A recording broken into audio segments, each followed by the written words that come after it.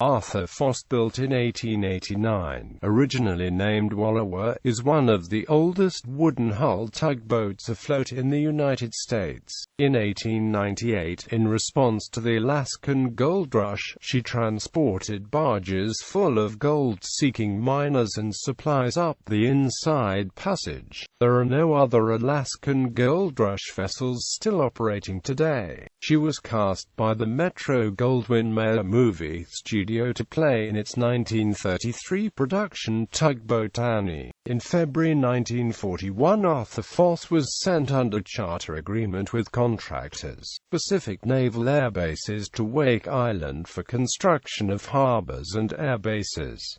In March she was joined by Justine Foss at Wake. Arthur Foss, under Captain Oscar Rolstad, was assigned the task of towing barges loaded with supplies and construction equipment from Honolulu, and was returning to Honolulu with two 1,000-ton barges and 12 hours out of Wake when the news of the attack on Pearl Harbor was received. Painted white and highly visible, the ship was a likely target, standing out like a chain of coral islands on the empty sea, and, despite some discussion of heading for Alaska, the ship continued to Pearl Harbor under radio silence. The ship was spotted by naval scout planes and escorted into Pearl Harbor the 28th of December 1941, where Admiral Claude Bloch cited the crew for action beyond the call of duty. Arthur Foss was the last vessel to escape Wake Island before Imperial Japanese forces captured the island on the 23rd of December 1941. She thus escaped the fate of Justine Foss that was captured, forced to serve Japanese purposes, and thence scuttled with members of her crew executed along with many of the other civilian contractors held captive. Arthur Foss was acquired by the U.S. Navy in 1942, renamed De Hassan and designated YT-335 and later YTM-335.